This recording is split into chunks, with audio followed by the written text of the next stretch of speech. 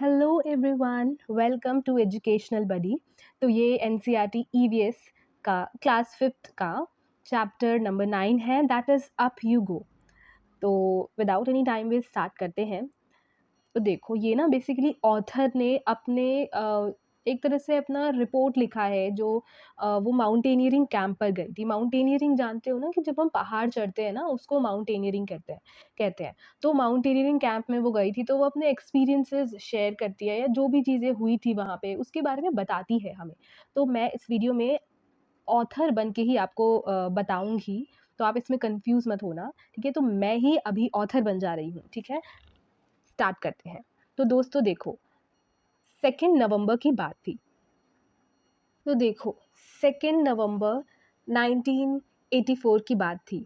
बात है यहाँ पर माउंटेनियरिंग कैंप के बारे में। माउंटेनियरिंग कैंप पे हम लोग थे, और ये बात थी नेहरू इंस्टीट्यूट ऑफ माउंटेनियरिंग की, जो कि उत्तरकाशी में है। तो हम सब जो है वो नेहरू इंस्टीट्यूट ऑफ माउंटेनियरिंग में आए थे, उत्तरकाशी में जो है।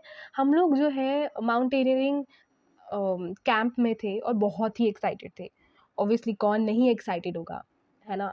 तो हम में से जो 20 लोग हैं वो टीचर्स थे, ठीक है? हम में से 20 लोग टीचर्स थे, और हम जो 20 लोग हैं वो केंद्रीय विद्यालय के टीचर्स थे, और बाकी अदर जो वुमेन्स थी वो बैंक सेक्टर से थी, कोई कोई बाकी अदर इंस्टीट्यूशन से भी थी। तो आज जो है हमारा कैंप का सेकंड डे था। क्या आप लोग कभी कैंप में गए हो? अगर गए हो तो अपना एक्सपीरियंस ज़रूर शेयर करना। तो आज हमारा सेकंड डे था, कैंप का सेकंड डे था। तो जैसे ही सुबह हुई, हम लोग जैसे ही मैं बेड से उठी और मैंने अपना पाँव जैसे ही ज़मीन पर रखा, तो मैं दर्द से चिल्लाने लगी, दर्द से स्क्रीम करने लगी। आई स्क्रीम्ड इन पेन, क्योंकि मुझे याद है कि कल हम लोग जो है 26 किलोमीटर पैदल चले थे, वो भी हमारे जो बैक पे, हमारे पीठ पे एक हैवी रक सैक भी था। रक सैक हम इसको बोलते हैं। आपको बैग दिख रहा है, जो माउंटेनियरिंग के दौरान हम लोग बैग एक साथ में बैग रखते हैं, बट वो स्कूल बैग में जैसा नहीं होता है। तो ये जो लंबा सा होता है, इसमें बहुत सारी सामान आ जाता है, इसको हम रक सैक बोलते हैं। तो हमारे हमारे पीठ में ना रक सैक, बहुत हैवी रक सैक भी था। उसके साथ हम लोग 26 किलोमीटर पैदल चले थे। तो अब मुझे बहुत ही डर लग रहा है दोबारा उस स्टीप क्लाइंब में जाने के लिए। स्टीप क्लाइंब मतलब समझ रहे हो?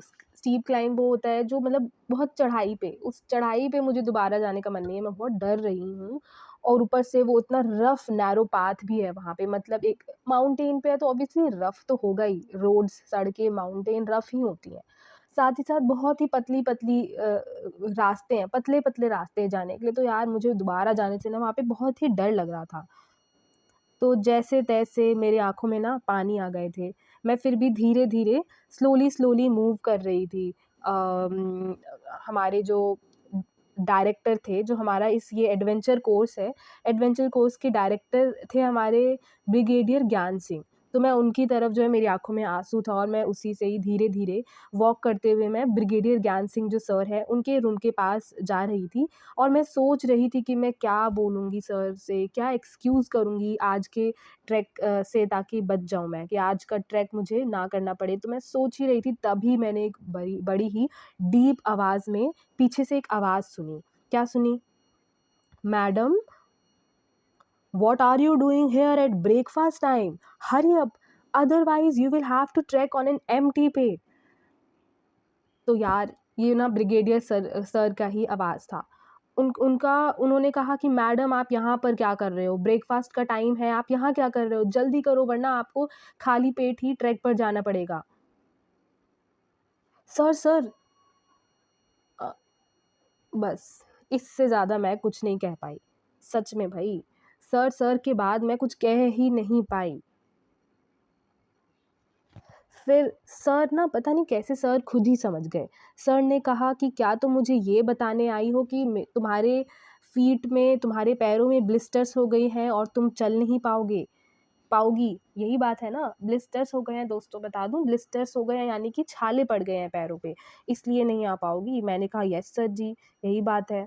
तो तो सर पता है क्या कहते हैं? ये कुछ नया नहीं है, ठीक है? चलो जल्दी से रेडी होकर आओ। There is that is nothing new. Obviously यार, वो डायरेक्टर थे, उनको इतना एक्सपीरियंस था, उनके लिए तो ये कुछ ज़्यादा नई बात नहीं होगी। तो सर ने मतलब ऐसे इसको छोटू-सा बना दिया कि यार कुछ नई बात नहीं है, जल्दी से रेडी होकर आओ। बस फिर क्या, अब सर ने कह दिया तो जाना तो था ही। मेरा मुँह लटक गया, मैं जल्दी से गई फिर तैयार होने। तभी मैंने, जैसे ही मैं मतलब मैं जस्ट पीछे ही मुड़ गई थी रेडी होने के लिए, तभी मैंने ना दोबारा से आवाज़ सुनी, "सुनो मैडम, आप जो है आप जो है ग्रुप नंबर 7 को लीड कर रही हो।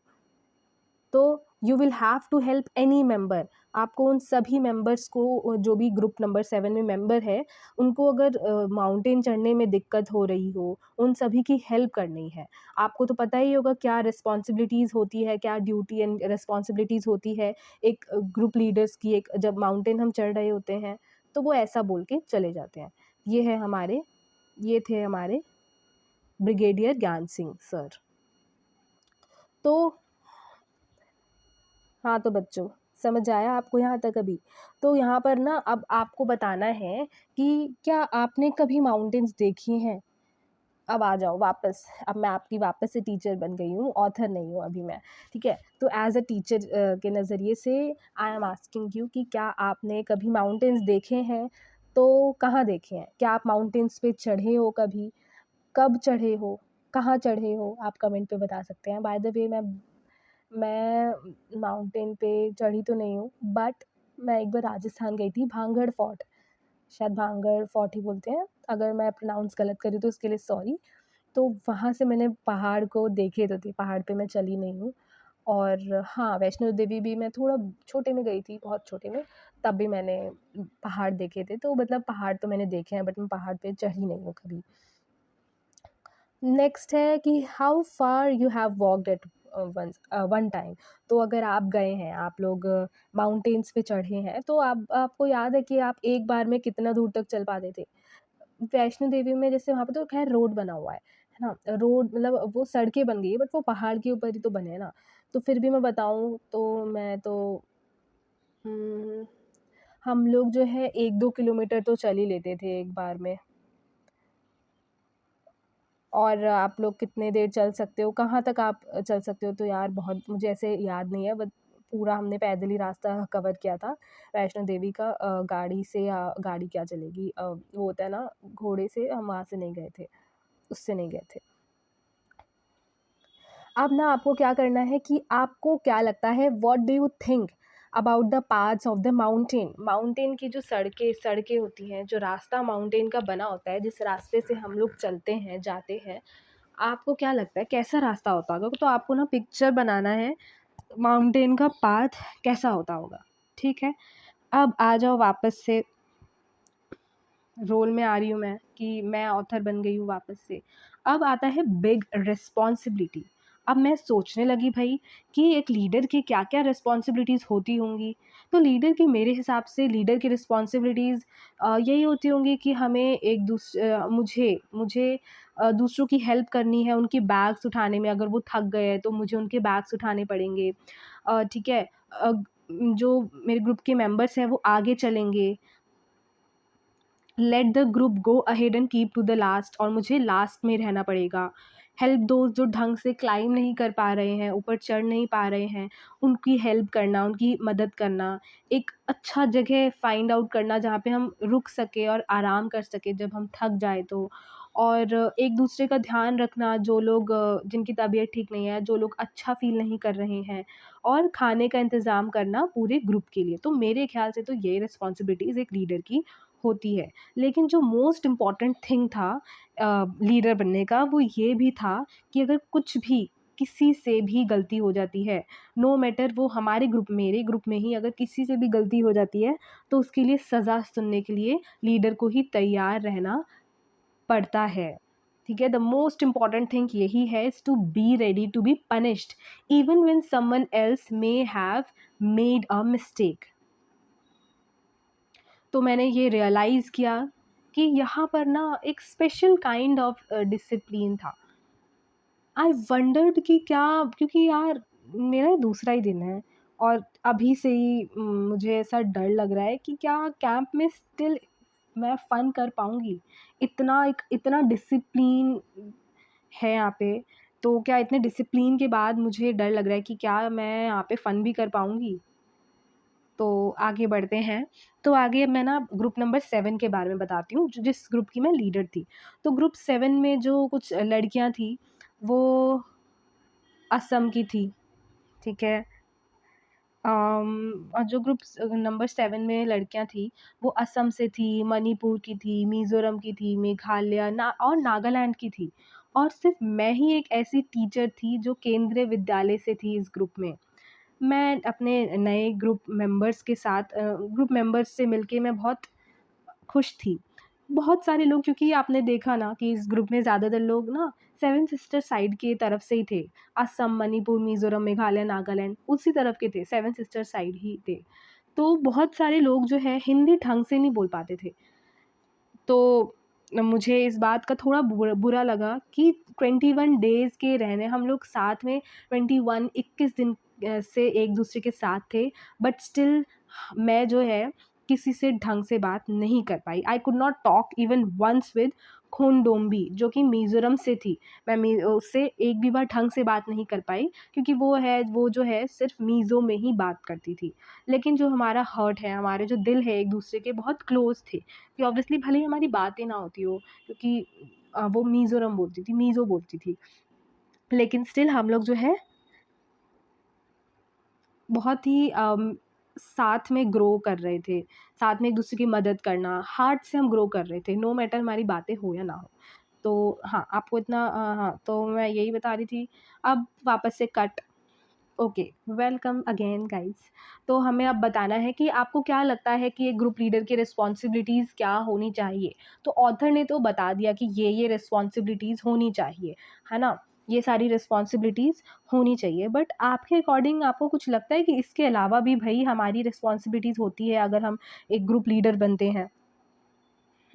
नॉट ओनली इन माउंटेनियरिंग के अलावा, फॉर एग्जांपल क्लासरूम में कोई एक्टिविटी है, जो आपको ग्रुप में करना है, कोई प्रोजेक्ट वर्क है, कुछ भी आपको कोई ग्रुप में करना है और आप उस ग्रुप के लीडर बने हो, तो आपको क्या लगता है कि रिस्पॉन्सिबिलिटीज़ ग्रुप लीडर की क्या-क्या होनी चाहिए? आपको कैसा लगता अगर आप भी इस तरह के कैंप के लीडर होते? ठीक है? क्या और एक और बात बताओ कि व्हाट डज़ अ मॉनिटर, आपकी क्लास में जो मॉनिटर है, हर क्लास में मॉनिटर होता है, in your class have to do. तो आपकी क्लास में जो मॉनिटर है उसको क्या-क्या करना पड़ता है? उसके क्या-क्या रिस्पॉन्सिबिलिटीज़ हैं? आप बता सकते हैं कमेंट में। क्या आपको भी क्लास मॉनिटर बनना पसंद है? पसंद है तो क्यों पसंद है? ये भी आप कमेंट सेक्शन में ज़रूर लिखना। मैं अपनी बताऊँ तो मैं क्लास फर्स्ट में सॉरी क्लास सेकंड में मॉनिटर बनी थी। मुझे मॉनिटर बनना बहुत पसंद है।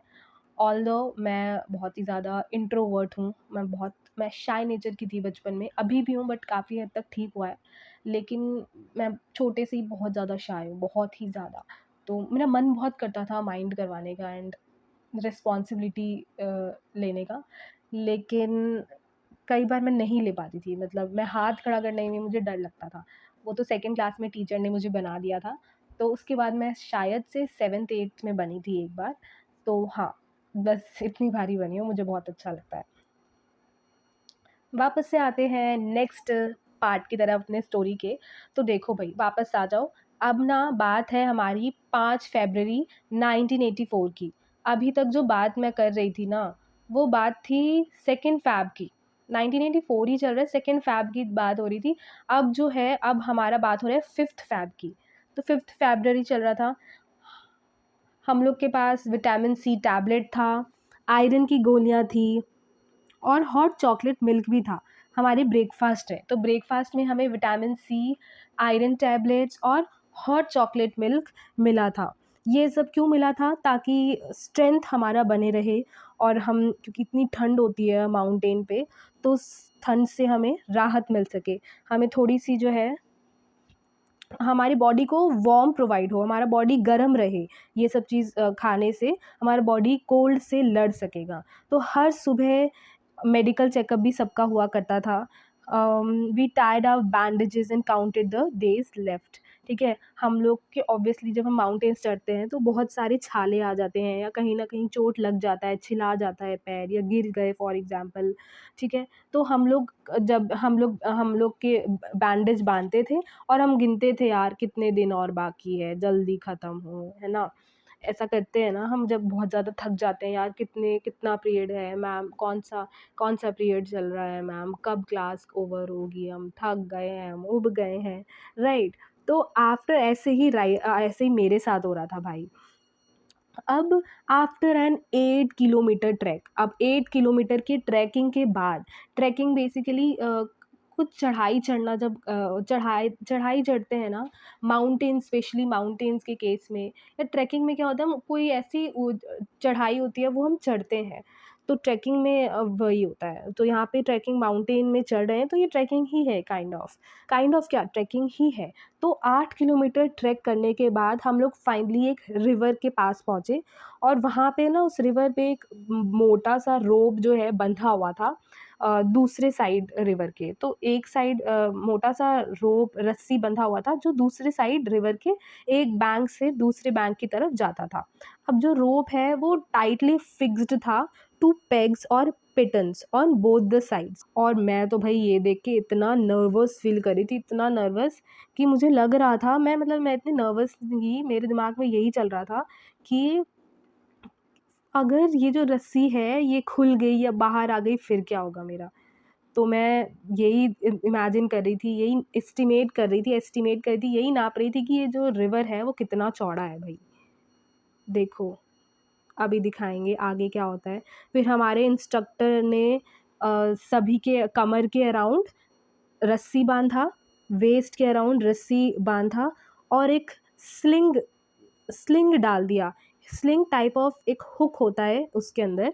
ही देन उसने क्या किया, उस स्लिंग को खींचा ऑन द थिक रोप जो हमारा अक्रॉस द रिवर, ये है यहाँ पे हम लोग हैं और यहाँ पर जो बंधा हुआ था, तो वहाँ पे जो है उन्होंने वो जो स्लिंग है वो थिक रोप पे बांध दिया अक्रॉस द रिवर। अब walking through the icy water, अब वो आइसी वाटर से जाकर वो जो है दूसरे साइड पे पहुंच जाते थे। अब कोई भी ना तैयार नहीं था इसमें पार्टिसिपेट करने के लिए। No one was ready to step into the fast flowing water से गुजरने के लिए कोई तैयार नहीं था। मतलब आपका पैर ना पानी से ऐसे लहरा के जाएगा ही जाएगा, ठीक है, ऐसे। तो यहाँ पे पानी है, ये देखो, तो यहाँ से आपका पैर लहरा के जाएगा ही जाएगा, भले ही आप रस्सी से बंधे हो, मतलब पानी से टच होके जाएगा।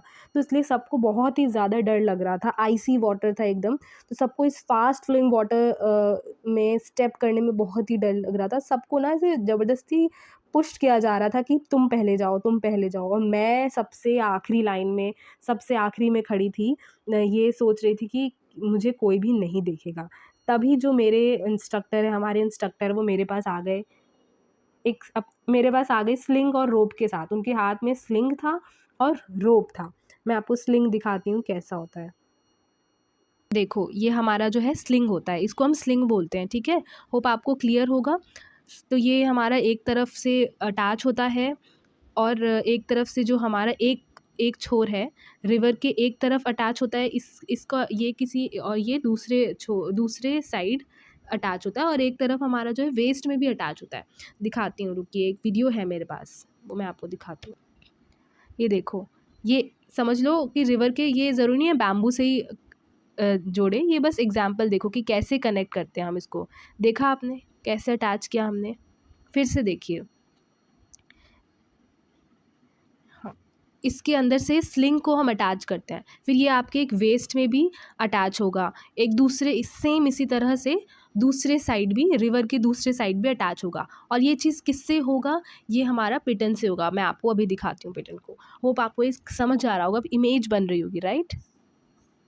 देखो ऐसे करते हैं हम, ठीक है। ज़रूरी नहीं है कि वो हाइट पे डिपेंड करता है। अब इसका यहाँ पे हाइट ऊंचा है तो ये पानी से टच होके नहीं जाएगा। हो सकता है जो ऑथर है वो उसका हाइट कम हो तो हमारे पैर थोड़े बहुत पानी में टच हो रहे हो, नहीं भी हो सकते हैं। तो देख रहे हो ये आपको स्लिंग दिख रहा है, ये तो ये ऐसे फिर स्लिपरी होके अपने आप हम दूसरे साइड पहुंच जाते हैं। आप अगर कोई इस तरह से ट्रैवल किया होगा एडवेंचर लैंड में या कहीं पे भी अगर किया है तो कमेंट करके ज़रूर बताएं कि कैसे क्या होता है, आप बता सकते हैं। चलिए, अब देखो, मैं पिग्स और पिटन्स की बात करी थी, तो पिग्स भी बोल सकते हैं, पिटन्स भी बोल सकते हैं। अभी हम पढ़ेंगे या पढ़ा था हमने कि जो रोप है, रस्सी है, दोनों तरफ रिवर के एक साइड और दूसरे साइड दोनों तरफ जो है ये पिटन्स में बंधा होता है। ये जो पिटन्स है ये अलग अलग शेप्स में हो सकते हैं, ऐसा भी हो सकता है, ऐसा भी हो सकता है, ऐसा भी हो सकता है। बट ये एक सिमिलैरिटी क्या है, यहाँ पे आपको बीच में सर्कल गोल सा छेद मिलेगा। ठीक है, तो ये हमारा पत्थरों में अटैच्ड होता है, इसको हम ठोक के जैसे भी अटैच कर देते हैं, तब हम इसमें रस्सी को बांधते हैं। ठीक है, अब आप इधर इमेज देखिए, ये देखिए, ये एकदम अटैच है, इसमें फिर ये मजबूत रहेगा। फिर हम इसमें स्लिंग को अटैच करते हैं। स्लिंग को तो रोप में अटैच करेंगे, रोप में मतलब हम पिटन्स में ही रोप को बांधते हैं। ठीक है, ताकि मजबूती बनी रहे। देखिए, ये भी देख सकते हैं, दिख रहा है, क्लियर दिख रहा है आपको सब कुछ। अब आपको अच्छे से समझ आ रहा होगा पिटन्स क्या है, स्लिंग, रोप वगैरह के बारे। ठीक है, तो यहाँ पे आप देख सकते हैं कि यहाँ पर जो रोप है टाइटली फिक्स्ड था पिग्स एंड पिटन्स से, जो मैंने यहाँ पे ऐसे ही बोल दिया था, बट ये बेसिकली पिटन्स अब क्या होता है आपने पास से देख लिया। मैं बहुत नर्वस फील कर रही थी, ये सारी चीज़ें मैंने आपको बता दिया था। हम यहाँ पर थे कि मैं अब ऑथर बन गई हूँ वापस से, है ना, रोल चेंज। तो अब देखो, मैं तो सबसे आखिरी में खड़ी हो गई थी, लेकिन सर ने मुझे देख लिया। हमारे जो इंस्ट्रक्टर है वो मेरे पास आए स्लिंग और रोप लेके अपने हाथ में। स्लिंग और रोप का भी अब आपको आइडिया हो गया है क्या होता है। अब मैं तो भाई समझ गई थी कि अब इससे हम भाग नहीं सकते हैं, अब मुझे रेडी होना ही था, but did not have the courage. Ready तो हो गई, बट मेरे पास इतना करेज नहीं था कि मैं इसको मतलब आसानी से क्रॉस कर दूँ।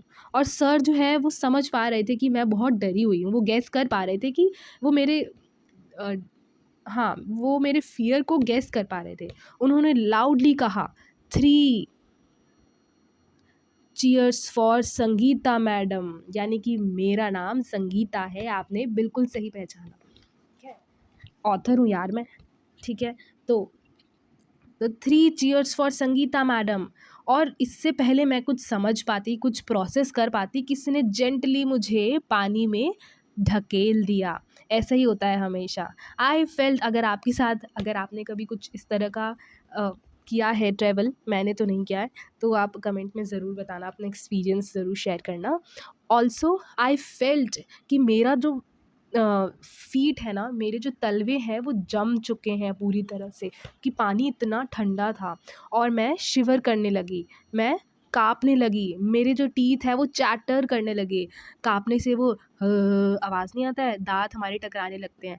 मैं आई कॉट होल्ड ऑफ द रोप, ठीक है, and started putting my feet firmly on the river bed. मैंने अपना जो रस्सी है वो कस के पकड़ रखा था और फिर धीरे-धीरे वो अपना जो पैर है वो रिवर बेड पे फर्मली छोड़ दिया। और जैसे ही मैं एक होता है ना कि हम डर के मारे एकदम खुद को मोड़ लेते हैं।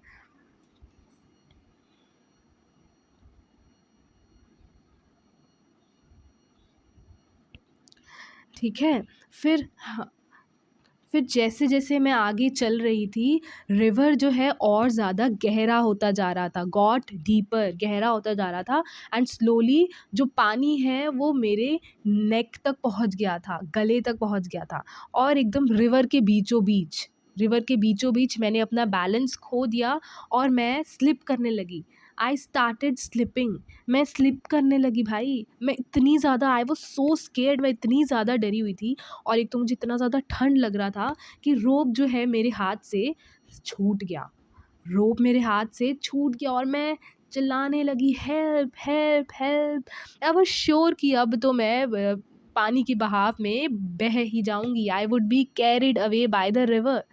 लेकिन बट नो, देखो यहाँ पे, अब देखो मुझे, देखो आप, ऐसे मैं तैर के जा रही हूँ डरी डरी सी, लेकिन नहीं, मैंने क्या देखा कि मैं तो भाई रस्सी से बंधी हुई हूँ to the sling.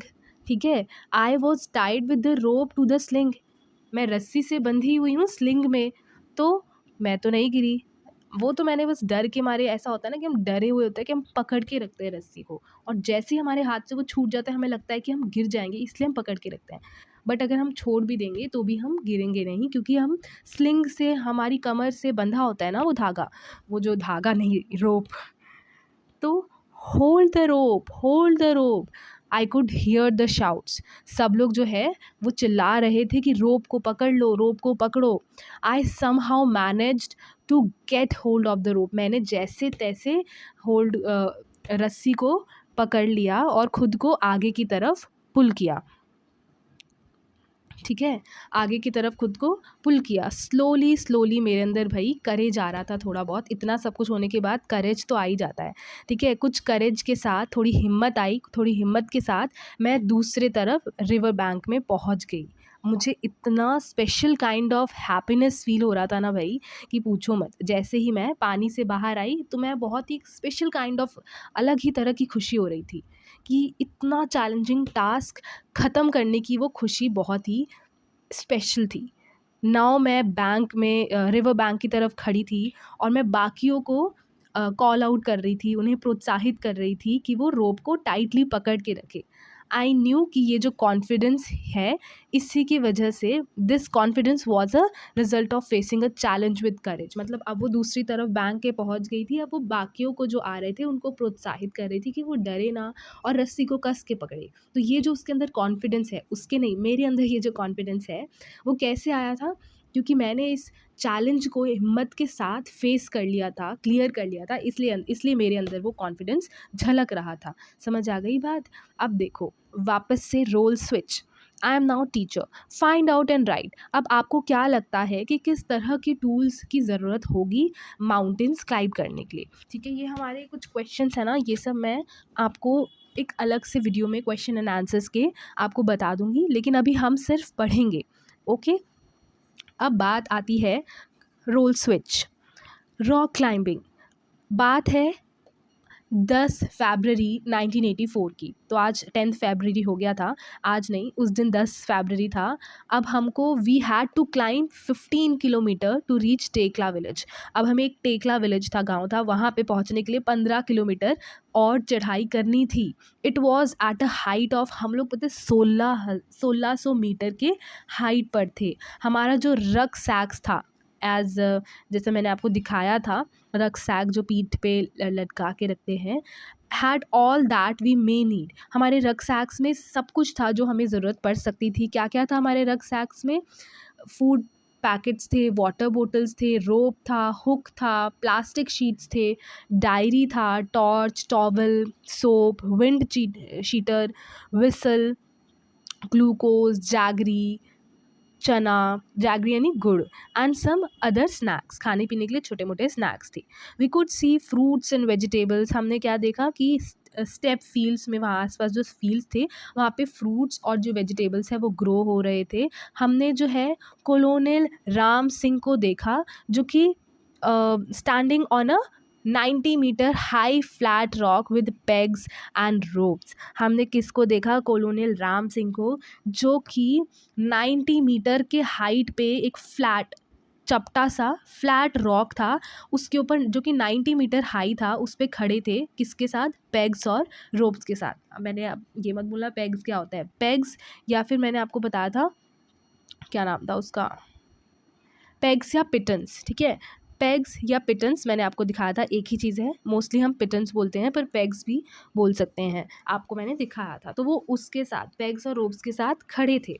We had been told कि पहले आपको रॉक को अच्छे से ऑब्जर्व करना है। हमें बताया गया था कि first observe the rock carefully and identify holds, यानी कि पहले तो रॉक को अच्छे से ऑब्जर्व करो, फिर तुम आइडेंटिफाई करो कि हम कहाँ कहाँ पकड़ सकते हैं, पत्थर को किस तरह से पकड़ सकते हैं, कौन कौन सी जगह पे हम अपना हाथ रख सकते हैं कि हम, मतलब स्टेबल हमारा हाथ रह सके। Places where we can put our hands and feet, कौन कौन सी जगह पे, किस जगह पे हम अपने पैर और हाथ रख सकते हैं। तो पहले हमें रॉक को ना ऑब्जर्व करने के लिए कहते थे। टुडे, आज तो मैं भाई बैकआउट नहीं करने वाली थी। आज तो मैं लाइन के सबसे आगे खड़ी थी। हमारे इंस्ट्रक्टर ने एक रोप, रस्सी को अपने वेस्ट के अराउंड बांध लिया था, अपने कमर पे बांध लिया था रस्सी। और उन्होंने स्लिंग को, देखो क्या लिखा है, he put the sling and held the thick rope which was hanging. और उन्होंने फिर स्लिंग भी रख लिया, स्लिंग भी लगा दिया और उस थिक रोप को जो है पकड़ लिया, जो कि हैंग हो रहा था, जो कि लटक रहा था। एक तो कमर से बांध लिया, ठीक है, और एक उन्होंने और साथ में स्लिंग भी अटैच कर लिया और उसको थिक रोप से उसको पकड़ लिया, जो कि लटक रहा था। अब वो क्लाइंब करने लगे। देखो अब देख सकते हो, ये तो मैं हूँ खैर, पर इसी तरह से हम, ये स्लिंग दिख रहा है आपको, आप ना इसका वीडियो भी देख सकते हो, आपको मिल जाएगा, ठीक है। तो इस तरह से वो क्लाइंब करने लगे, ऐसा लग रहा था, ठीक है, वो क्लाइंब करने लगे। ही स्टार्टेड क्लाइंबिंग, और इस तरह से क्लाइंब कर रहे थे, ऐसा लग रहा था कि वो रन कर रहे हैं, running up, he was running up, जैसे वो भाग रहे हैं। उनको देख के I also put my sling, मैंने भी अपना स्लिंग लगा लिया। बट जैसे ही मैंने अपना पहला कदम रखा, मैं भाई फिसल गई। I slipped and there I was swinging from the rope. और अब मैं रोप में बस झूला झूल रही थी। ये हँसने वाली बात तो अब लग रही है बोलते टाइम, लेकिन उस टाइम ये बहुत ही मेरे लिए बहुत ही डरावना सीन था यार, बहुत ही कुछ ज़्यादा ही एडवेंचरस था। आई मीन खुद इमेजिन करो कि आप इस सिचुएशन में हो ना, इट्स रियली एडवेंचरस ना। तो क्या आवाज़ आई पीछे से कि keep your body at an angle of 90 degree while climbing. चढ़ते टाइम अपने बॉडी को 90 डिग्री एंगल पे रखो, ठीक है, 90 डिग्री एंगल पे रखो, इस तरह से, इस तरह से। Okay, keep your back straight, do not bend, झुको नहीं, अपना बैक, अपना पीठ सीधे रखो। ये चीज़ मुझे सुनाई दिया। अब इस बात को माइंड में रखते हुए आई इमेजिन द रॉक, मैंने रॉक को एक फ्लैट ग्राउंड की तरह इमेजिन किया और फिर ऊपर चढ़ने लगी। अगेन जब मैं नीचे आ रही थी, coming down, again while coming down, हमें रस्सी का इस्तेमाल करना था इन अ स्पेशल वे। हम नीचे उतरते टाइम भी हमें रोप का ऑब्वियसली इस्तेमाल करना था, लेकिन इस बार एक स्पेशल तरीके से, जिसको हम रैपलिंग बोलते हैं। I did this with the same fearlessness, बिना डरे मैंने सेम चीज़ किया, ठीक है। क्या, अच्छा बताओ कि क्या आप, ओके रोल स्विच, क्या आप कभी पेड़ पे चढ़े हो? कैसा लगा अगर चढ़े हो तो? क्या आपको डर लगा था या क्या आप गिरे हो? पेड़ पे अगर चढ़े हो तो वो भी ठीक है, या आप कोई भी चीज़ जिससे आपको डर लगता हो बट आपने वो ट्राई किया हो, ठीक है, तो वो आप मुझे ज़रूर बताना कमेंट करके।